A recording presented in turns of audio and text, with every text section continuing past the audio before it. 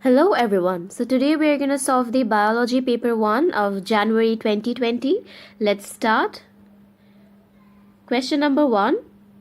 The diagram shows a forest food web. Part A1.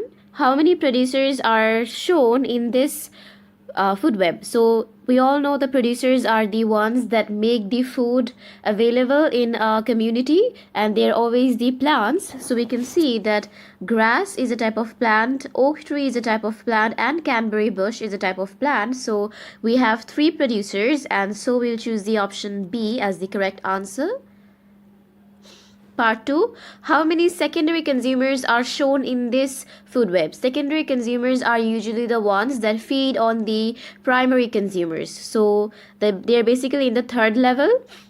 We can see that coyote is a secondary consumer, tick is a secondary consumer, Blu-ray is a secondary consumer, and waxwing is a secondary consumer. So we have 4 secondary consumers. So in that case, our answer should be C. This page is complete. Moving to the next page. The coyote uses some of its senses to catch deer. Name the senses that uses receptor cells in the retina. So we know that retina is a part of the eye, and the eye is related to the vision. So the answer is the visual senses, or you can just write it as vision. So it's vision. A coyote runs 530 meters in 30 seconds trying to catch a deer. Calculate the speed of this coyote in meters per second. So we just need to find the speed using the formula. Speed is equals to distance over time. And here the distance is 530 meters. And time is 30 seconds. So 530 over 30, and it gives you a value of 17.7 meter per second. You have to write that answer in this space. 17.7 meters per second. The coyote will not catch the deer if too much lactic acid builds up in his muscles. Explain why lactic acid builds up in the coyote's muscles when it runs. We all know when we are running and it's an exercise, after a certain point our muscles do not get enough oxygen, so they cannot perform the aerobic respiration properly, and due to that, as we are still running and we need to produce energy, our muscles start performing anaerobic respiration. That is a respiration that does not use oxygen, and due to this process acid is formed, a toxic is formed, and that is called the lactic acid, which actually makes our muscles fatigue, so they cannot run after they cannot run that much efficiently after the lactic acid starts building up in the muscles. So as it is it contained only 2 marks, we will write 2 points according to the answer. That is, when it runs, it cannot take in enough oxygen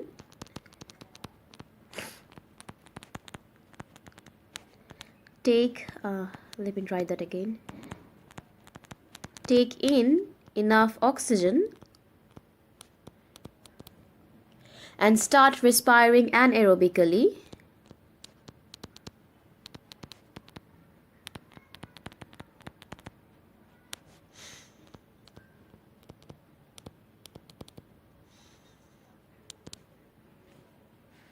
To provide energy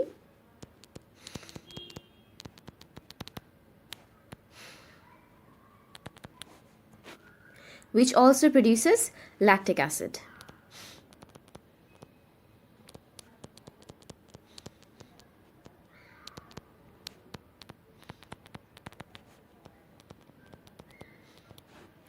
I hope question number 1 was clear. Moving to question number 2. Organisms can be classified into groups based on their features. State 3 differences between eukaryotes and prokaryote. Okay, so we need to list up the differences between eukaryotic organisms and prokaryotic organisms. The first thing that come to my mind whenever this kind of questions comes is that all the organelles of eukaryotic cells have membrane bound organelles, and eukaryotes have nucleus, then eukaryotes have chromosomes. So as they have only 3 criteria, so you can just like pick only 3 out of the thousands options you have. So first point would be eukaryotes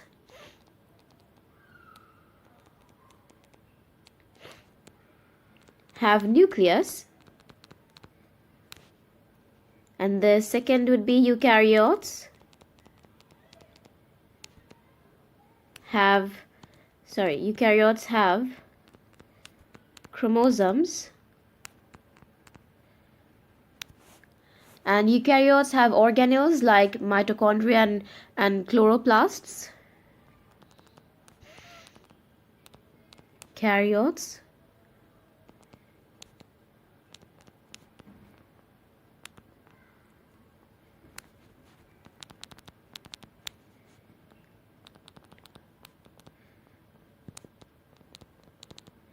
mitochondria. Moving to part B, give an example of a disease caused by a protactist. So first thing that comes to my mind is plasmodium, and the name of the disease would be malaria. You can also write amoeba or anything related to this. So I'm gonna choose plasmodium, and the disease is malaria. So question number 2 is done. Moving to question number 3. Squirrels are animals that live in woodland. They feed on nuts produced by trees. The diagram shows a squirrel eating a nut. Describe a method you could use to show that the nut contains fat. So we need to describe a test where it shows the presence of fat. So at first, we will obviously crush the nut using a mortar and pestle and add few drops of ethanol and water to it to make it a solution.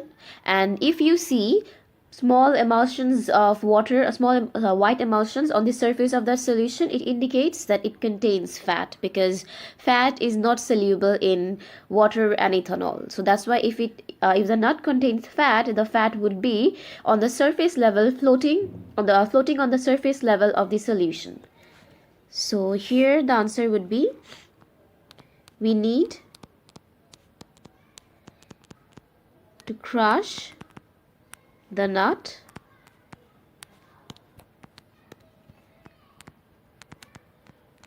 and add ethanol and water in it. If white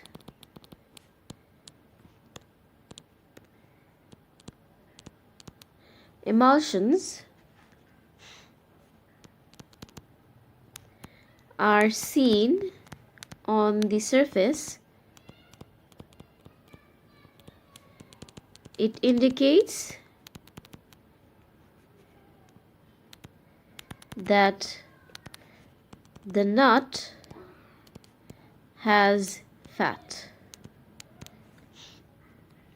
So part A is done. Moving to the next part. The table lists substances found in two types of nut, A and B. The mass of each substance is given in milligrams per gram of nut. Explain the role of fiber in the squirrel's diet. Okay, so we need to find why fiber is essential in the squirrel's diet. We all know that fibers and roughages are usually responsible for the peristalsis. So we are going to write it here, that is responsible for the peristalsis, and it contains 2 marks. So we need to define what peristalsis is. It is that it helps food to move along the intestine. So it is responsible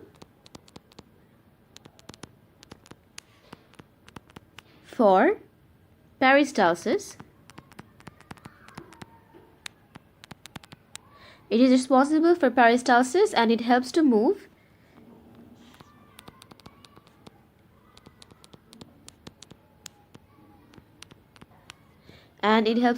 along the intestine, and it helps to move the food.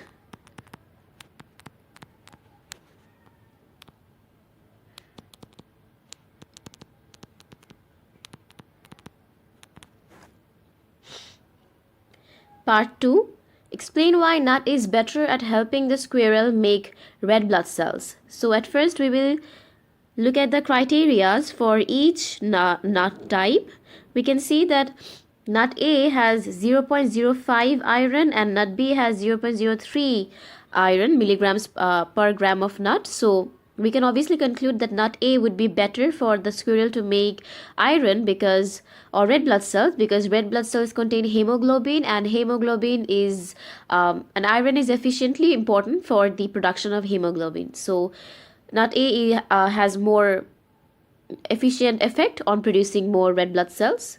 So we are going to say nut A, as it has more iron in it,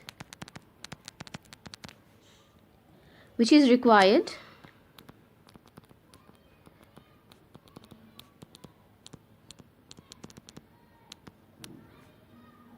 for the production of hemoglobin.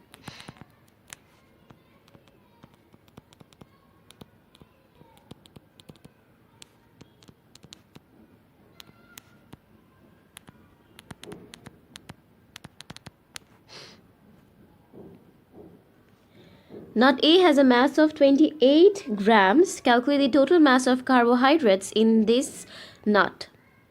So as this is the mass of every substance in each nut is given in the unit milligrams per gram of nut, we need to first convert this milligrams into gram.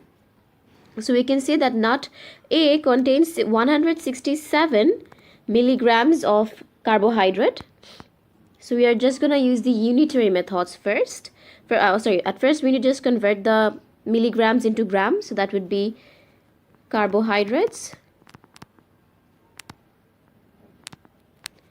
And we have to divide 167 by 1000. And that would be 0.167 grams. And as it says that 1 gram of nut contains 167 milligrams of carbohydrates, so it means 1 gram of nut contains 0.167 grams of carbohydrates. So as we have given that we need to find the mass of carbohydrate in 28 grams of nut, so it would be 28 gram of nut would be equals to 28 divided by 1 into 0.167 grams, and that is 4.68 gram of nuts, gram of carbohydrates, carbs. So 4.68 gram of carbohydrate is present in a nut which has a mass of 28 grams.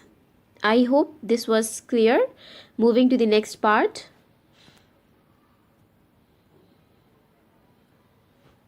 The graph shows the number of squirrels, foxes, and trees in a woodland in 2010 and in 2018. Discuss possible reasons why there is a decrease in the number of squirrels from 2010 to 2018.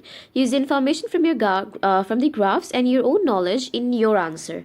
So we can see that the 2010 graph, the number of squirrels was around 20. The number of foxes was less than 5 and the number of trees was greater than 20. But the situation changed in 2018. The number of squirrels has decreased from around 20 to around 15. The number of foxes changes from around less than 5 to greater than 5, and the number of trees decreased from greater than 20 to almost equal to 20. We can see that it's almost equal to 20. Now we need to give an answer for the reasons why do we think, and the graph has represented that why the number of squirrels have decreased throughout these years. So we all know that foxes are predators, as we can see that the predators were involved in 2010. So there might be a reason that the foxes were caught all the organisms, all these squirrels, and feed on them, and thus decreases the number of squirrels. There could be a possible disease introduced in squirrels that decrease their population, and maybe as the number of trees have decreased from 2010 to 2018, they have lost their shelter, they have lost their food. So as a result, they cannot camouflage more and they do not have food enough to reproduce. So they are population also decreases for the decrease in trees. And we have 5 points for this, so let's just start writing it. The first point would be foxes are predators. So they are more likely that they will eat all these squirrels, which decreases the population for squirrels.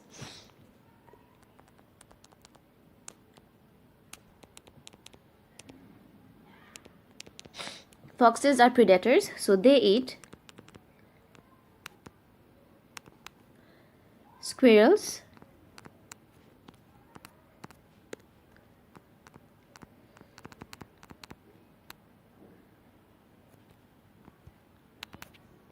Foxes also eat nuts, so less food available for squirrels.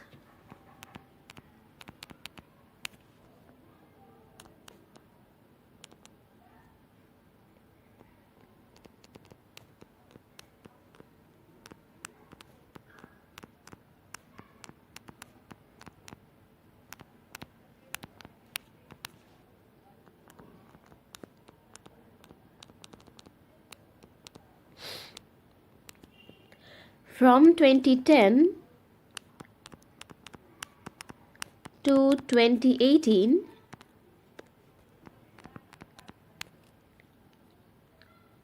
number of trees have decreased.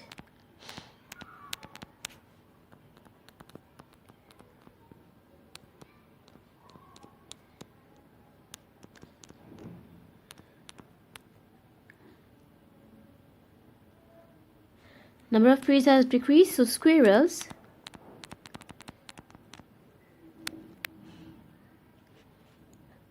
have less food, and squirrels lost their shelters.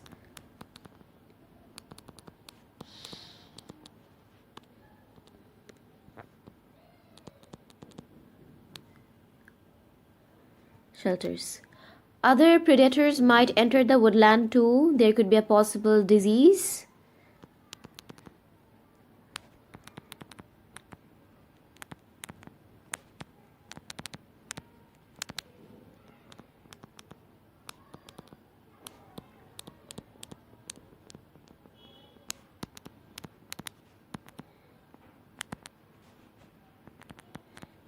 There could be a possible disease. The decrease in number of squirrels.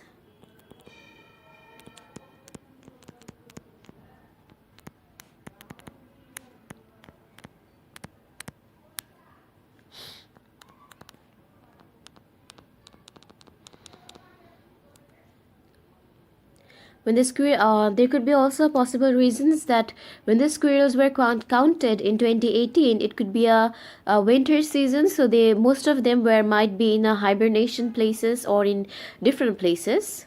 So that would also cause a decrease in the number of squirrels. So that is also a possible reason. We're going to write it over here. When the squirrels were counted in 2018,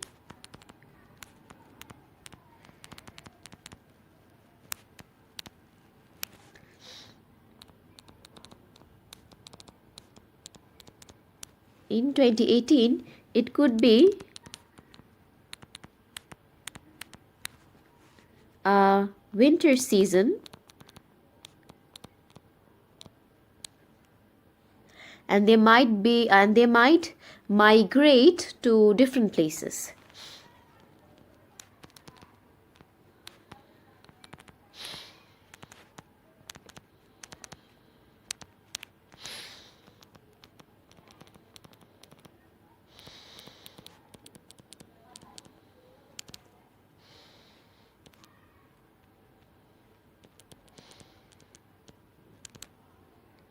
So this was the end of question number part C, and moving to the next question.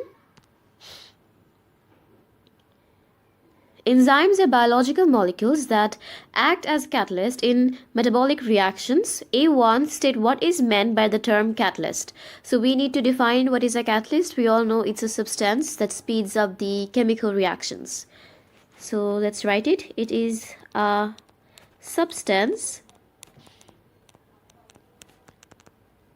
that speeds up the chemical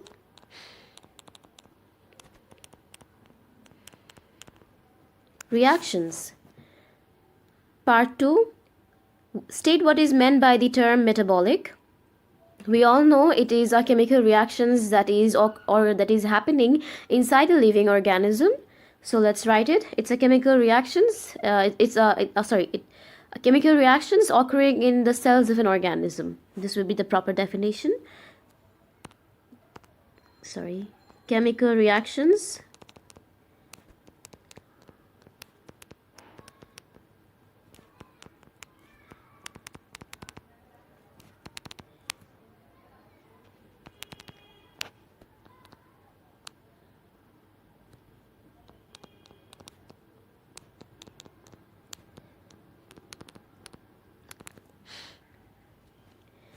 Part B. A teacher investigates the effect of enzyme concentration on the rate of a reaction. He uses the enzyme catalase, which is found in potato. He uses the enzyme concentration by adding different numbers of potato discs. Catalase breaks down hydrogen peroxide solution into water and oxygen. This is his method. Cut same-sized discs from potatoes. Put 5 cm³ of hydrogen peroxide solution into each of the 5 test tubes. Add a different number of potato discs to the hydrogen peroxide. Measure the volume of oxygen gas produced in 3 minutes. The teacher repeats each test for 4 times for each concentration. He then calculates the mean rate of oxygen production for each concentration. The table shows his results. Enzyme concentration and the mean rate of oxygen production in centimeter cubes per minute. So let's move to the next page. Plot a graph to show the effect of enzyme concentration on the mean rate of oxygen production. So we need to plot a graph, and at first we need to decide that which part of the tables or which heading would be on the x-axis and would be on the y-axis. We know that enzyme concentration does not depend on anything. It's an independent variable, and independent variables are always lie on the x-axis.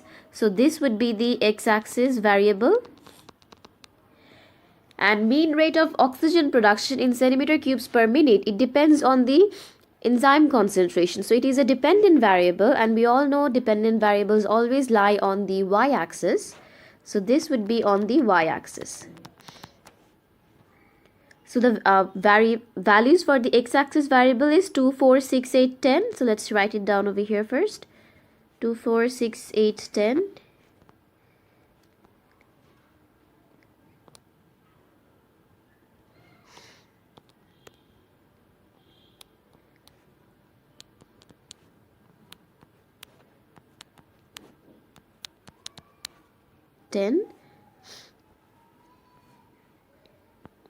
And the values for the mean rate of oxygen is 2, 4.4, 7, 8.2 and 8.2.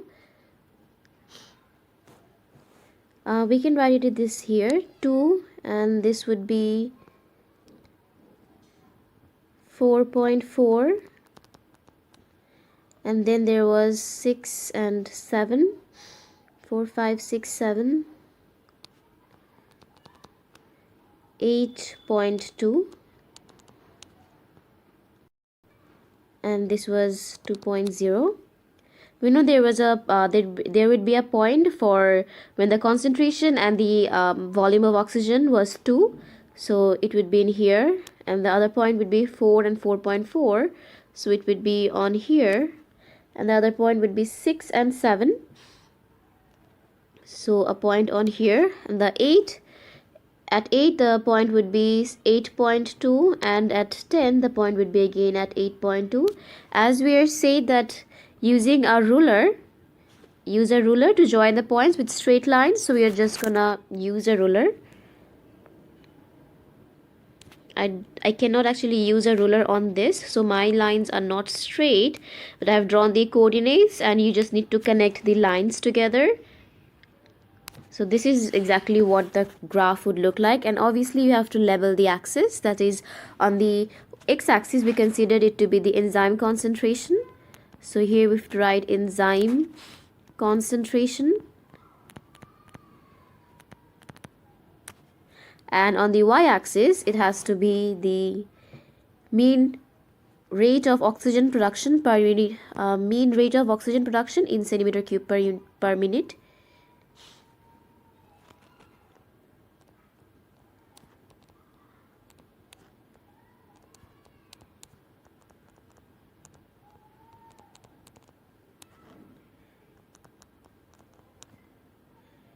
In centimeters cube per minute, sorry, in cm cube per minute.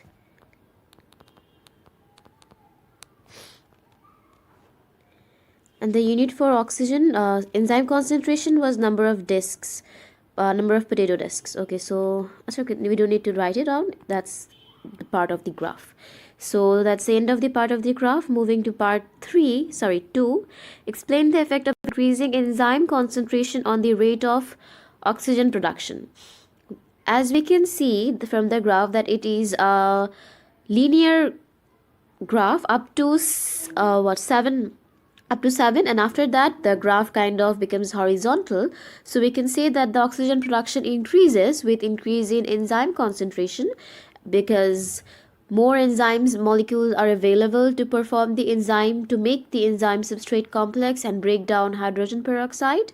But from the graph we can see that it levels off at 8.2 or after 7, which means that even though we increase the enzyme concentration, the hydrogen peroxides are not enough available, so the oxygen production increases up to 8 discs only.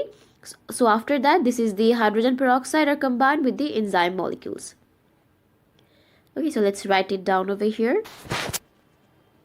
The oxygen production increases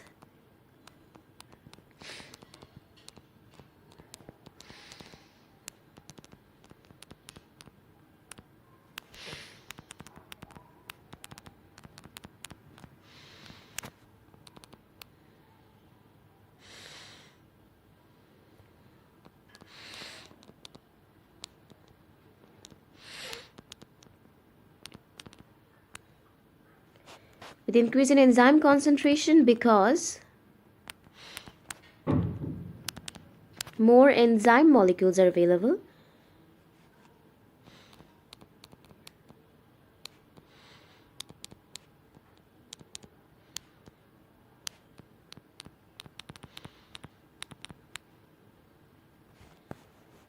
Are available to form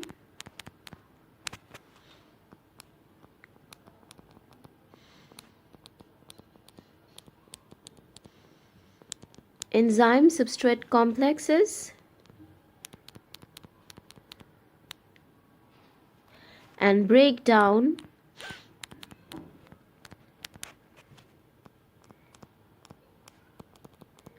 hydrogen peroxide.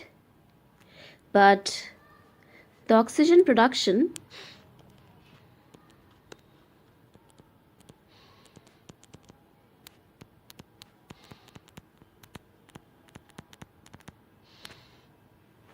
increases up to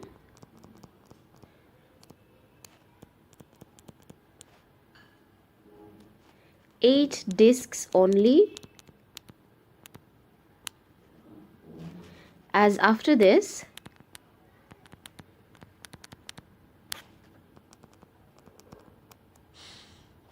all the H2O2 are combined with enzyme molecules.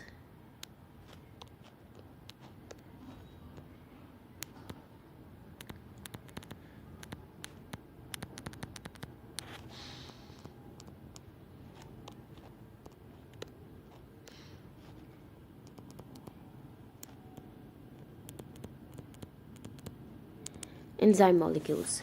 So this was the end of part B2. I hope this was clear enough. Moving to the next part. Name a piece of apparatus suitable for measuring the volume of gas produced. We all know to measure the volume of a gas produced, we always use the apparatus, that is gas syringe. So we will just write gas syringe. That is enough for 1 mark. Part 4. Explain why it is important for the teacher to keep the volume and concentration of the hydrogen peroxide constant. Because In this investigation, we need to find, we was trying to investigate the effect of enzyme concentration. So in order to find the enzyme concentration, we have to control or keep constant all the other variables that might affect this investigation, and the volume and concentration of hydrogen peroxide would obviously affect the rate of the reaction. So that's why we need to control or keep the variable constant to make it a fair taste. So let's write it down. Because these factors also affect the rate of reaction,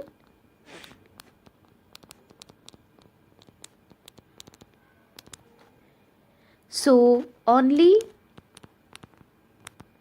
one variable, that is, we know the concentration of enzyme, is changed to make it a fair test.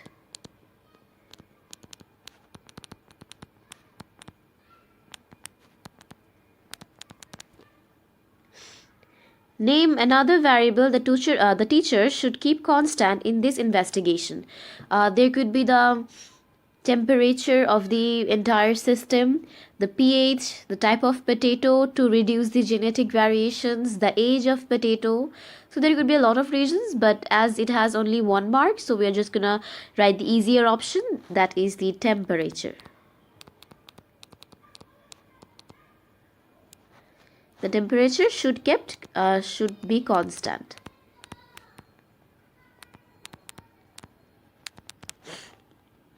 That's the end of question number 4. Moving to question number 5. Farmers can increase their crop yields by growing crops in a temperature-controlled glass house. Explain how increasing the temperature can result in an increase in crop yield. We all know that as photosynthesis, that is basically the main route for the increase in crop yield. It is an enzyme controlled reaction. Photosynthesis is an enzyme controlled reaction, and increase in temperature increases the rate of collisions or the rate of reactions that are controlled by photosynthesis, that are controlled by enzymes. So we can say that increase in temperature increases the rate of enzyme controlled reactions. So the photosynthesis increases, and as photosynthesis increases, more foods will be produced. As more foods are produced, so more growth, and more growth means the crop yield would increase. So let's start. As temperature increases, rate of photosynthesis also increases.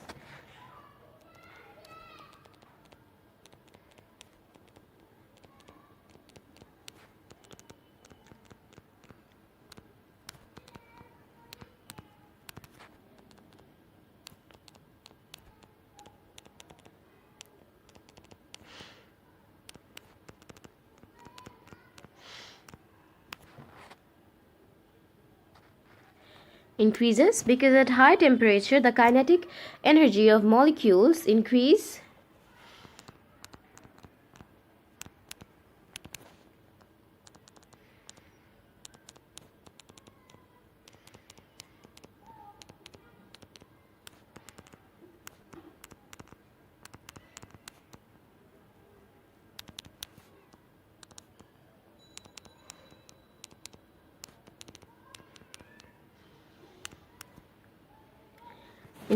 and the enzymes also have their optimum temperature.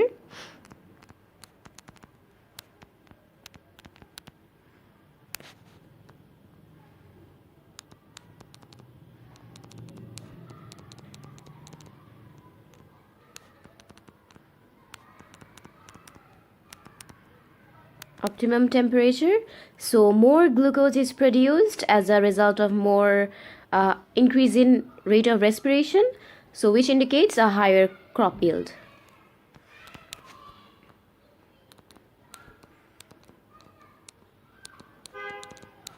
Glucose is produced, which indicates higher crop yield.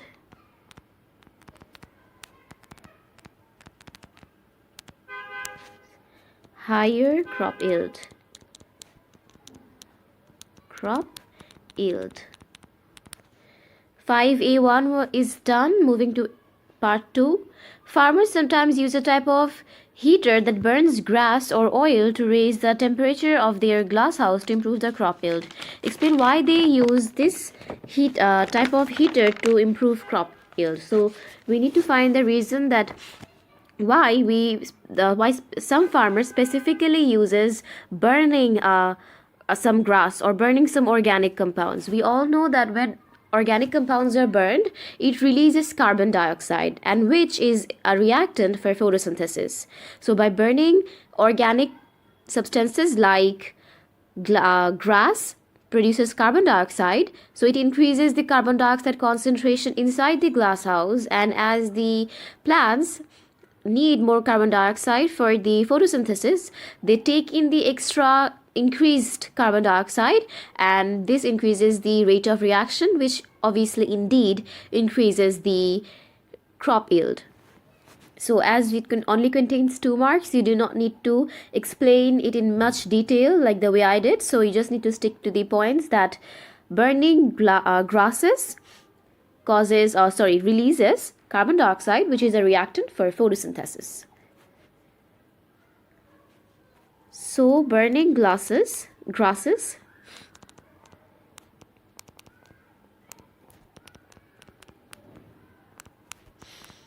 burning grass release carbon dioxide, which is a reactant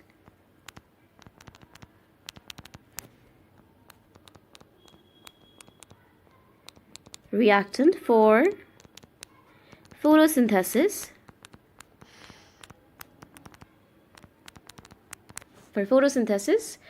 And increase in rate of photosynthesis improve crop yield.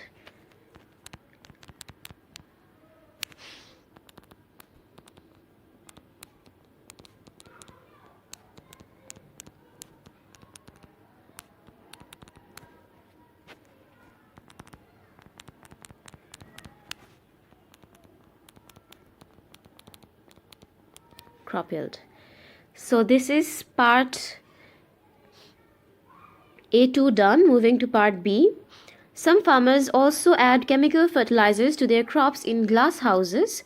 Different minerals are added to chemical fertilizers. Name one mineral that should be added in these fertilizers. We can think of magnesium, nitrate, potassium, so many things, right? But it only contains it only says that only one mineral, and we have to state the use for that mineral. So I'm gonna choose nitrate, and it is needed for the formation of amino acids, and it is needed for the formation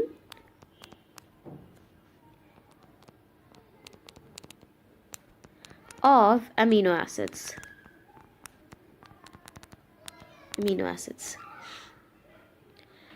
So this is done. Moving to the next part.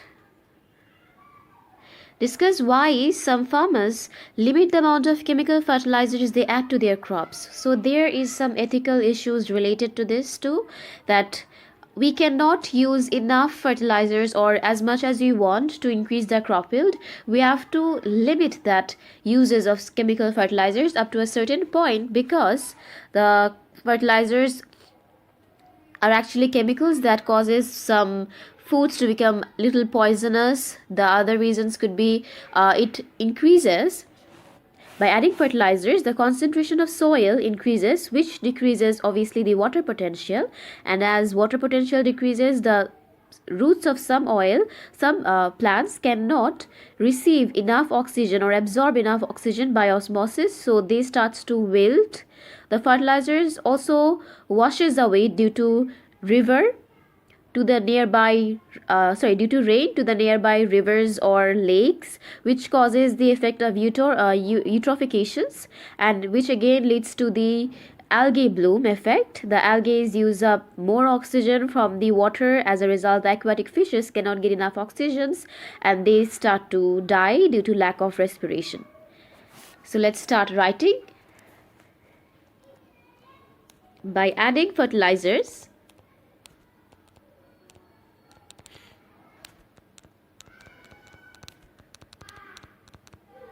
By adding chemical fertilizers, the concentration of the soil increases,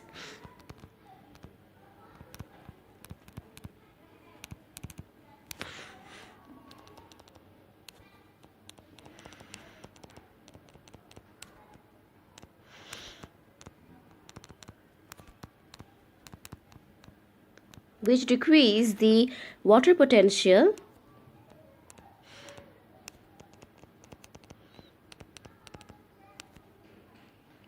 of soil, so the plants cannot absorb enough oxygen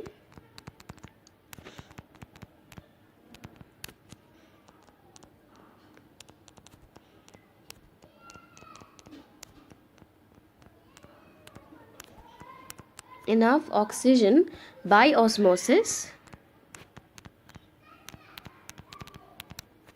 Therefore, the roots starts to wilt. Therefore, they start to wilt. The fertilizers also washes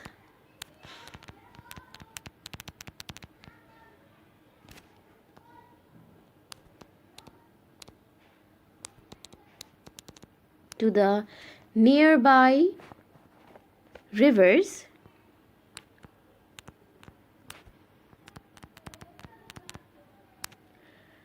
and causes eutrophication.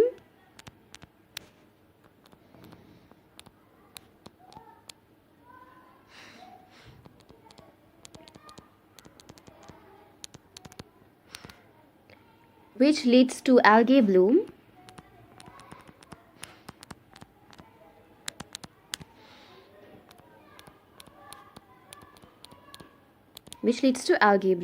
The algae respire using oxygens from the water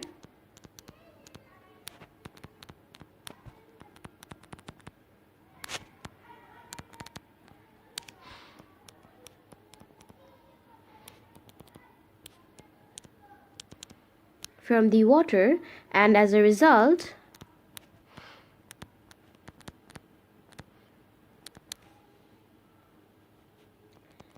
the aquatic fishes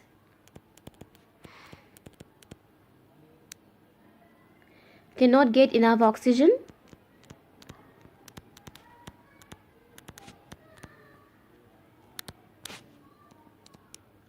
and they starts to die.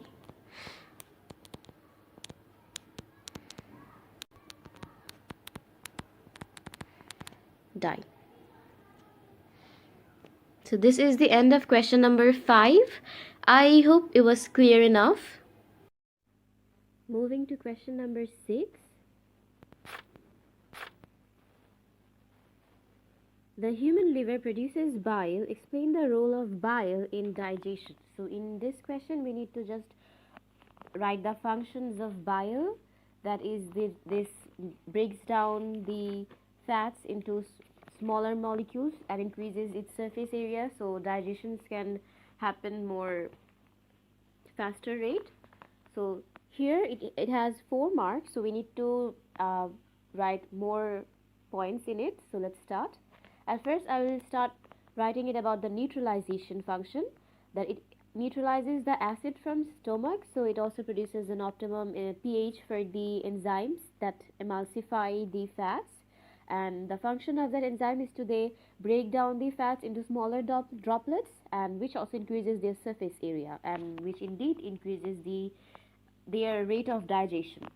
So let's write, it neutralizes the acid from stomach. It neutralizes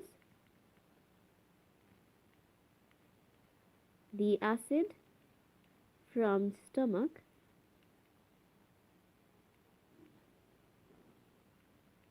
it has the optimum pH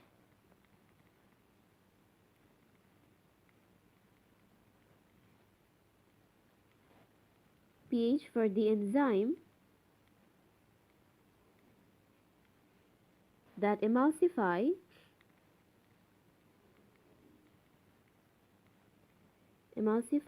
fats into small droplets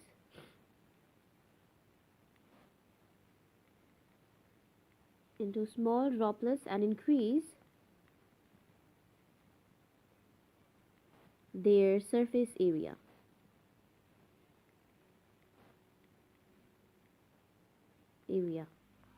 So part A is done. Moving to part B.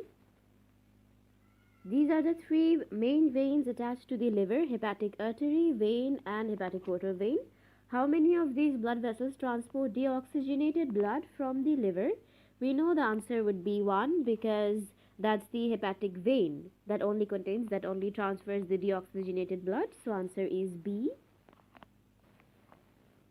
Moving to the next page.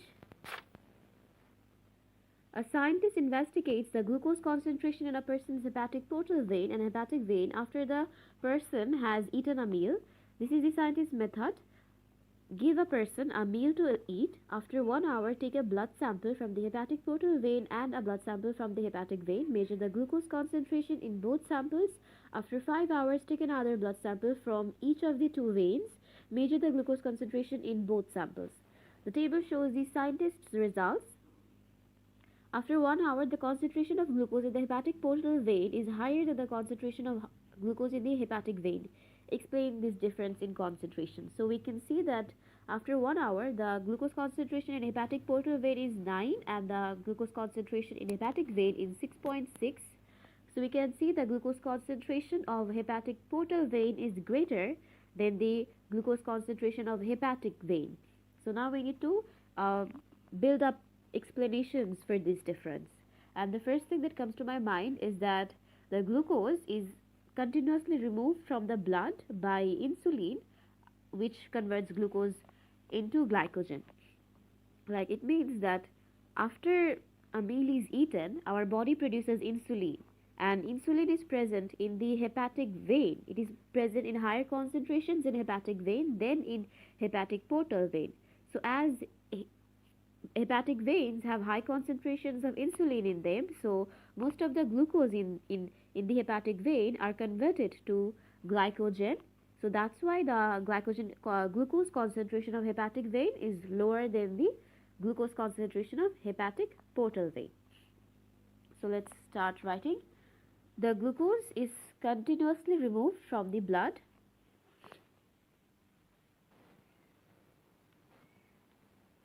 the glucose in hepatic vein is continuously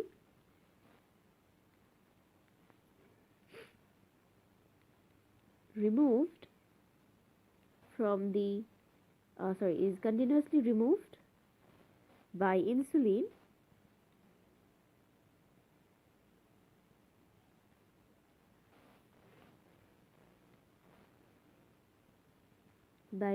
which converts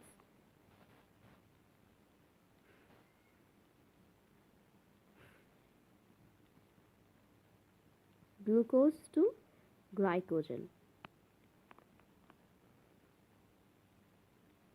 So this is the end of part C1. Moving to part C2. After 5 hours, the concentration of glucose in the hepatic vein is higher than the concentration of glucose in the hepatic portal vein. Explain this difference in concentration. So now, if we go back to the table, we can see that the concentration of glucose in hepatic portal vein is 9 and in hepatic vein is 7.1. So the glucose concentration in hepatic vein have now increased or is now greater than the glucose concentration of hepatic portal vein. Now there could be a simple reason that maybe after 5 hours there is not much food left in the gut, so the glucose concentration of hepatic portal vein decreases, but as there is not enough food in the gut, that means the glycogen is not getting converted to glucose, so which increases the glucose concentration in the hepatic vein. Also, no insulin is released, so the leftover glucoses in the hepatic vein are not converted to glycogen now. The glycogen that was converted back to glucose, the glycogen that was previously converted the glycogen that was previously converted from glucose is now again converting back to glucose because less food is available. We have already discussed this. So these are the 3 points that there is not much enough food left in the gut after 5 hours. The second point is no insulin is left in the hepatic vein, so no more glucose is converted to glycogen.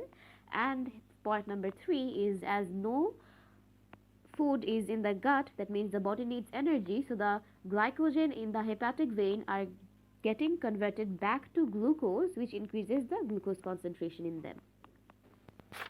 So let's start writing. There might be less food available in the gut after 5 hours. This could be one of the reasons, and the other point would be, and so no insulin is released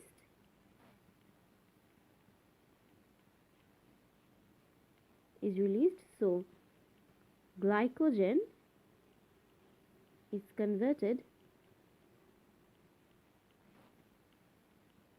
back to glucose,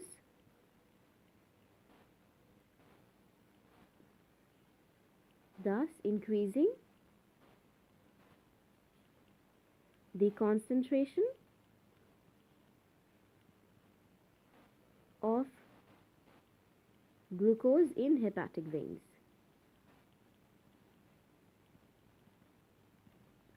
Now this is the end of question number 6. I hope it was clear enough. Moving to question number 7. The diagram below, the diagram shows a male fruit fly with long wings and a female fruit fly with long wings. Wing length in these flies is controlled by a gene with 2 alleles. The dominant allele, capital L, produces long wings, and the recessive allele, small l, produces short wings. A male and a female fruit fly mate. The table shows the number of male and female offsprings with long wings and short wings. Which of these describes the genotype of the parent fruit flies?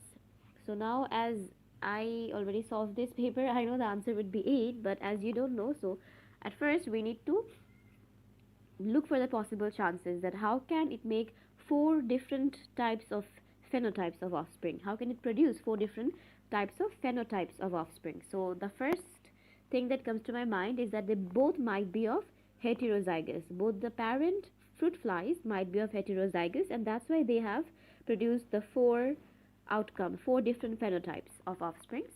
So in order to make my statement in order to make my statement correct, I have to show my working, that why I think it is correct. It's because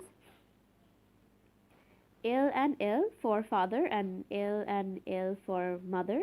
If I draw up on a diagram, it would be like this: L and L, L and L. It would be capital L, that is the dominant allele for long wings. That is, it would be L and small n, that is the heterozygous, and L and L, again heterozygous, and L and N. We can see that the overall result would be 75% would be long winged and 25% would have the short wings. And now if we go to this table, we can see that male with long wings is 38, long wings is 36, and male with short wings and female with short wings is just 35. So long wings have 38 and 36. This sums up to be 38 and 36 is 74, and female is 10 plus 15 is 25. So the percentage, we can see that it is 74 is to 25. So we can obviously say that is similar, this percentage is similar to this percentage. So obviously both the parents must be heterozygous, and in that statement based, our answer should be A. So A should be the correct answer. Moving to part B.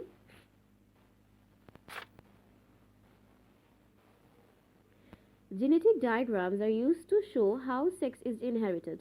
Complete the genetic diagram to show that equal numbers of male and female offspring are produced. So So as we need to produce equal numbers of male and female, so there should be a female of mating with this male, and the offsprings would be XX, XY, again XX, and XY, and this produces 50% female and 50% male. Explain why the results of the cross might not produce exactly equal numbers of male and female offsprings. They are saying that what are the possibilities that this might not be the situation. Sorry. So, well, the different possibilities could be that fertilization, the whole process of fertilization is a random process. We cannot always accurately say that which gene would express in the zygote or embryo, right? So, at first, our first point would be that the whole process of fertilization is a random process, because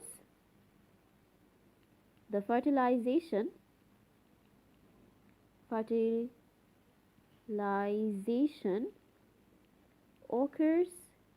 randomly. This is our first point.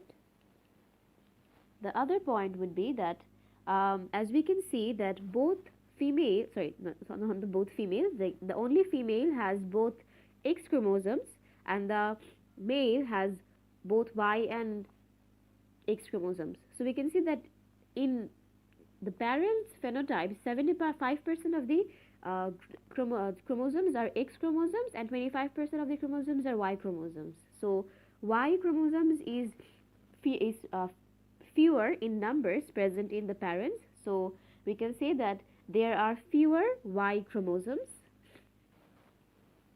There are fewer Y chromosomes.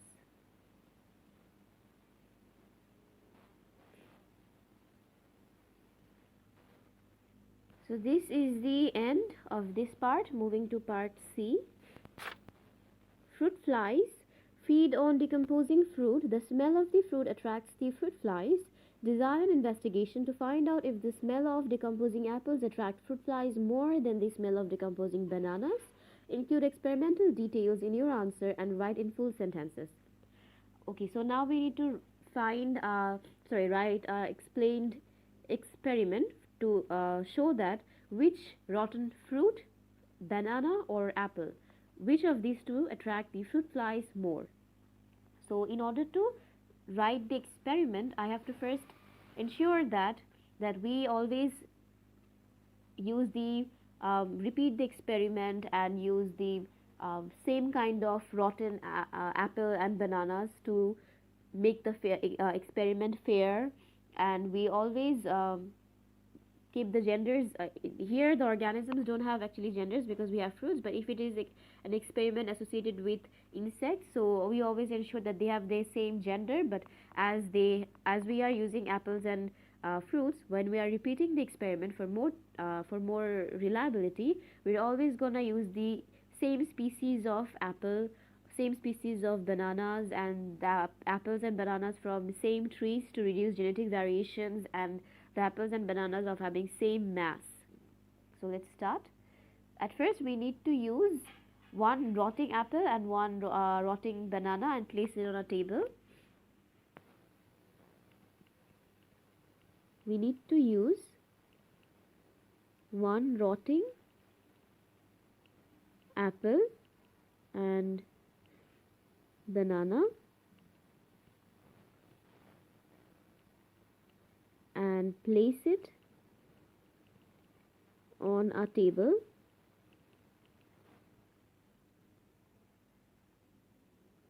Then release some flies of same species, age and gender.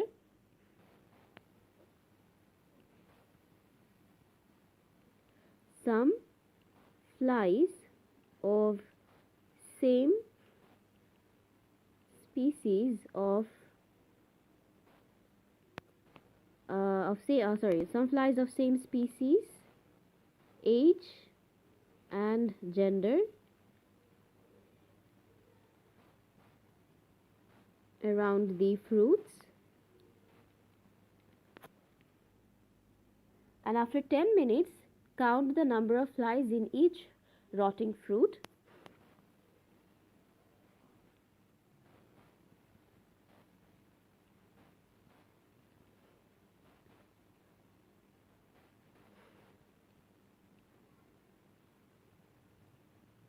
of flies. Count the number of flies on each rotting fruits. And now we need to repeat the experiment 5 more times so that we can calculate a mean, and all this will make our results more reliable. Repeat the experiment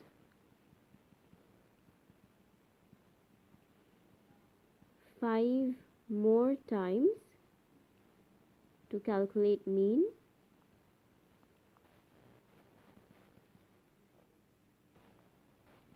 It makes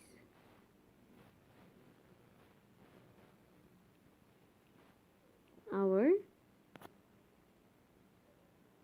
result more reliable. Now this was the end of question number 7. Moving to the next question.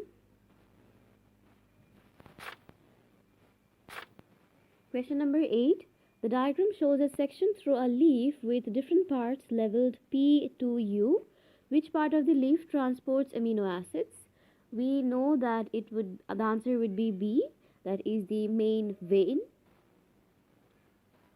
Which part absorbs the most sunlight? Sunlight is the layer in the uppermost is the layer that is in the uppermost surface. That is, the answer would be Q. So the answer would be R, because this is the mesophyll cell. They have the highest amount of chlorophyll. So the answer is R. C. Which part transports the products of photosynthesis? So which part transports the product of photosynthesis much more efficiently? And we all know this is the main vein, that is structure S. That is, the answer would be C. Which part reduces the amount of water escaping? Water escaping is like, it reduces the transpiration rate, which is the waxy cuticle, and waxy cuticle is P. So the answer is A. Moving to part B. Explain how the structure and position of the cells in parts R and T help the leaf in to photosynthesize. So how the structures R and T help to photosynthesize? We know that R is the palisade layer, that is exactly near the top of the surface, so it can absorb as much light as possible, and this spongy layer is less near the bottom, so it can absorb carbon dioxide as much as possible, and it is also densely packed, it is also less densely packed, so carbon dioxide can easily diffuse in. So let's start writing. As it has 4 points, so we will write 4 points accordingly. At first we will start writing from the R, that is the palisade mesophyll layer. The palisade layer is near the top, and it contains many chlorophyll, so it can absorb as much light as possible. The palisade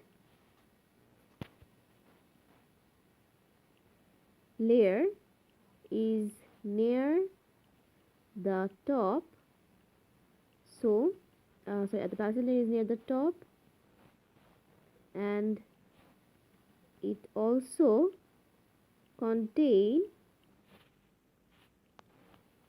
many chlorophyll.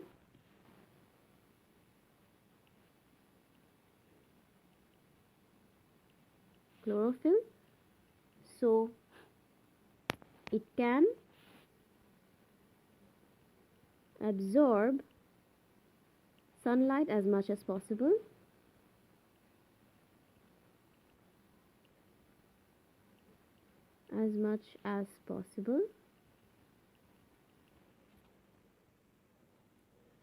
The spongy layer that is near the bottom, it has stomata for absorbing carbon dioxide.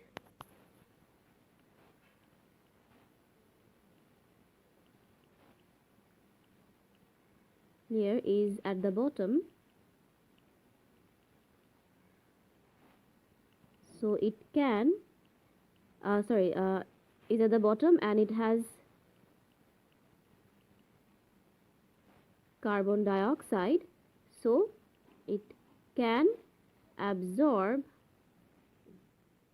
and it has stomata,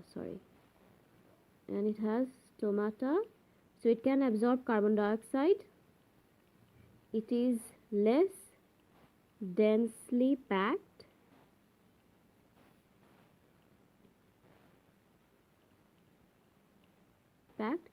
so gas can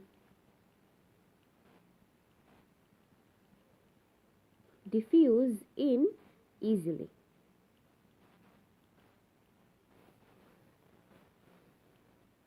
So this was the end of part B. Moving to part C.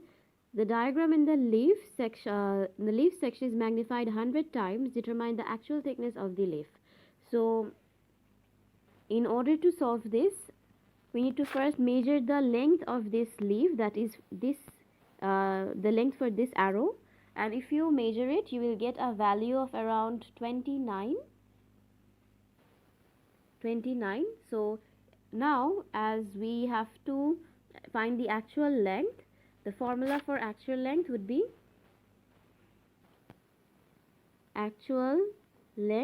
measured length, that is 29 millimeters, into the magnification, that is 100, divided by magnification, the measured length divided by magnification. So the answer would be 0.29 millimeters. 0.29 millimeters. And here you found your answer to be 29 millimeters. Like if you measure the entire diagram, then your scaled value would be 29 millimeters, and in order to find the actual length, you have to use the formula actual length is equals to measured length divided by magnification, magnified times. So this was the end of question number 8. Oh no, there is part D, sorry. Part D, the diagram shows water lilies plants that float on the surface of the pond. Suggest why the leaves of the water lilies only have stomata on the upper surface. Because we know at the lower surface it is covered with water, and it cannot absorb carbon dioxide from the water, so it would be useless. And as it is in the upper surface, so it can absorb carbon dioxide easily from the gas. Because so let's write the answer. Because the lower surface is in water,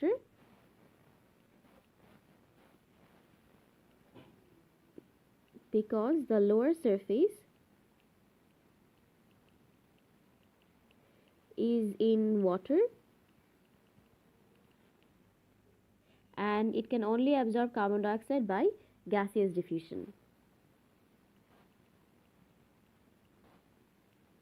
Only absorb carbon dioxide by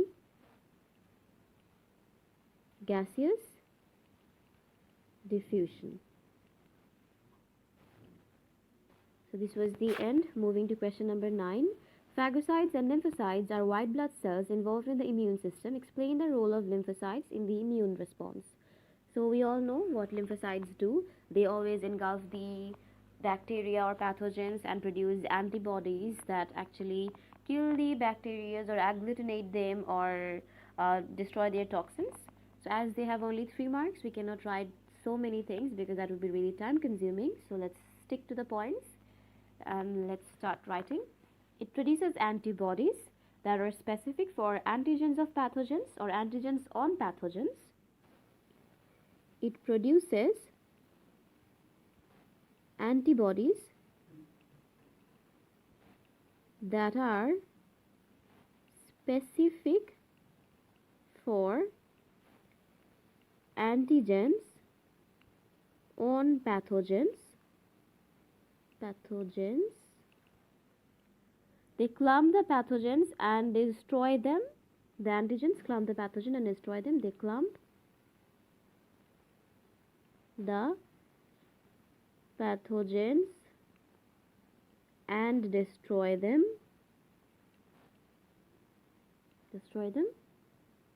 They also make memory cells that provide immunity. They also make memory cells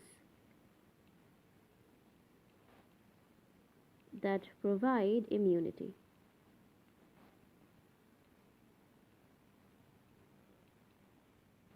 Moving to part B, phagocytes ingest bacteria. Explain what happens to bacteria after they have been ingested by phagocytes. So after the pathogens are inside the phagocytes, what happens to them inside the phagocytes? So the first thing, that the bacteria is obviously killed by the phagocytes by using enzymes. The product is then absorbed by the phagocytes, and it helps the phagocytes to grow. So let's write. They kill the bacteria by digesting it using enzymes. Phagocytes kill the bacteria by destroying it with enzymes.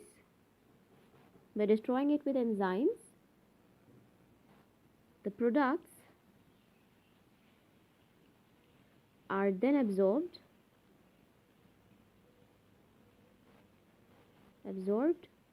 by phagocytes. So this was the end of part B. Moving to the next part. The scientist uses this method to investigate how vitamin C affects ingestion of bacteria by phagocytes. Add different concentrations of vitamin C concentration to 3 test tubes. Add distilled water to a 4th test tube. Add phagocytes to each test tube. Leave the tubes for 1 day. Add 10 centimeter cube of a culture of non-pathogenic bacteria in each tube. Keep each tube at 35 degrees Celsius for 2 hours. Measure the number of bacteria ingested. The graph shows the scientists' results. Which of these is the rate of ingestion of bacteria in the control? Okay, so we need to find the rate of ingestion in the controlled bacteria, where there was no vitamin C concentration, where it only contains the water. So we can see that it would be the 140, because at this the concentration of vitamin C is 0. So the rate of ingestion of bacteria in the control, that is where the vitamin C concentration was 0, is 140 per hour. So the answer would be B. Sorry, no, it's not actually 140. I did a mistake. It's 170. Like if you count the boxes, you would see that this is 160 and this is 170. So the answer should be C, 170 per hour. State the independent variable in this investigation. So we need to find the variable that was continuously changed in this investigation, and we know that was the volume of vitamin C concentration. So the independent variable for this experiment was the volume of vitamin C concentration.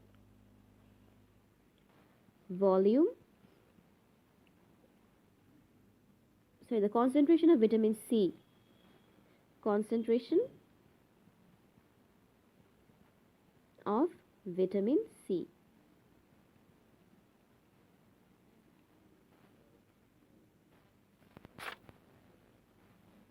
State two biotic variables the scientists should control. Biotic means that the living variables, right? So the variable that should be controlled is the concentration of phagocytes used and the concentrations of bacteria used.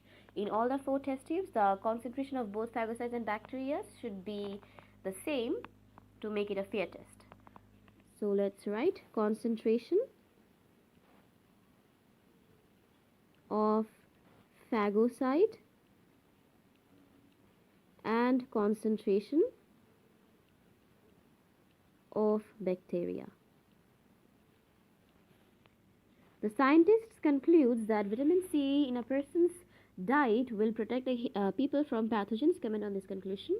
Well, the experiment that the scientists conducted was not that much very effective to a human body, because first, it was not actually done inside a human body. The human body temperature is 37 degrees Celsius, and the temperature at which this experiment was conducted was at 35 degrees Celsius. So the pathogens inside human body and this experiment were different, so we cannot compare these two together. And the other would be that these are the 2 reasons, right? They have 4. Okay. And it also that the thing is that it is done on a one type of bacteria. There are several type of bacteria affecting or infecting our body, so we cannot conclude that it would be effective against every bacteria trying to invade in our body. So this is not a valid point because only one type of bacteria is used. So let's start the writing. The conclusion is not valid because it is only done using one type of bacteria.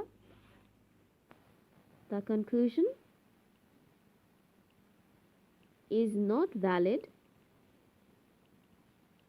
because it is done because it is done only using because it is done once using only one type of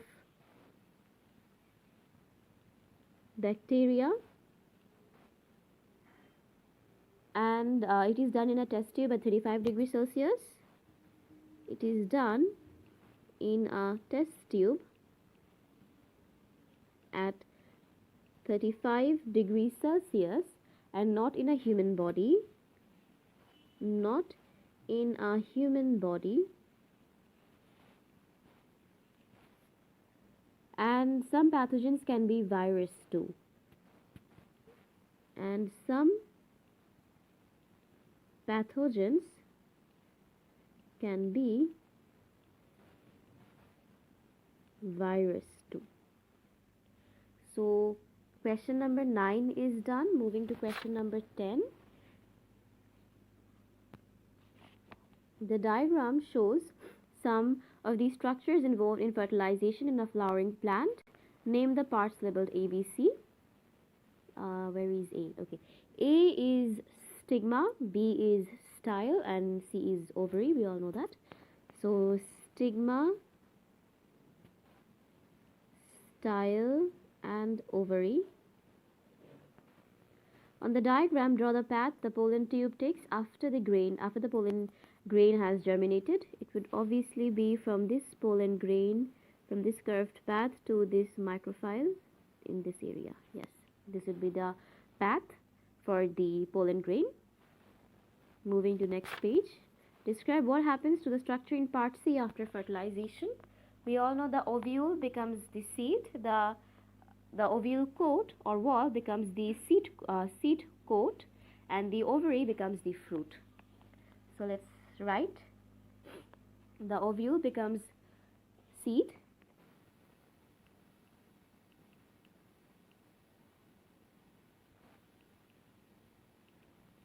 The ovule wall becomes the seed coat, and the ovary becomes fruit.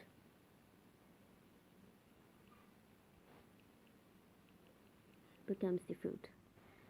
The scientists investigated the effect of 4 different storage conditions on germinating of the grass seeds.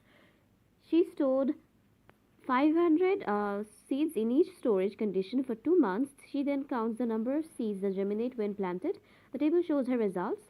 Calculate the percentage increase in the number of seeds that germinate in wet and cold condition compared to the number of seeds that germinate in wet and warm conditions. So as we have to find the percentage increase, the formula for percentage increase is always we need to find the difference between the numbers. That is, for the wet and cold it is 447, and for wet and warm it is 432. So it will be 446 minus 432 divided by 432 into 100%, and you will get an answer of 10.2%. So this is the end of question number part B1. Suggest why fewer seeds germinate when they were stored in wet and warm conditions than in the other conditions. Because wet and warm condition is a very suitable conditions for more fungi and bacteria, and that if they are more active, that means the seeds will be digested quickly or killed quickly by the bacteria or decomposers. So let's write in warm conditions, in wet and warm conditions, actually in wet and warm conditions, there are more bacteria, so seeds are killed by them. So seeds are killed by these bacteria. Give one observation that shows a seed has germinated. Well, we can obviously see the seed split, the radical coming out, or the shoot is coming out. As it says only one observation, so we are just gonna use the simple one that the seed splits. And with this, the question paper for January 2020 Biology paper 1 ends. If you have any question after solving this paper, you can look up this video, and if you still have any questions or you still didn't understand anything, you can comment it in the comment section, and all the answers or the screenshots for the answers will be posted in our Facebook group, that is Edexcel Easy. Go check it out over there, and thank you for watching.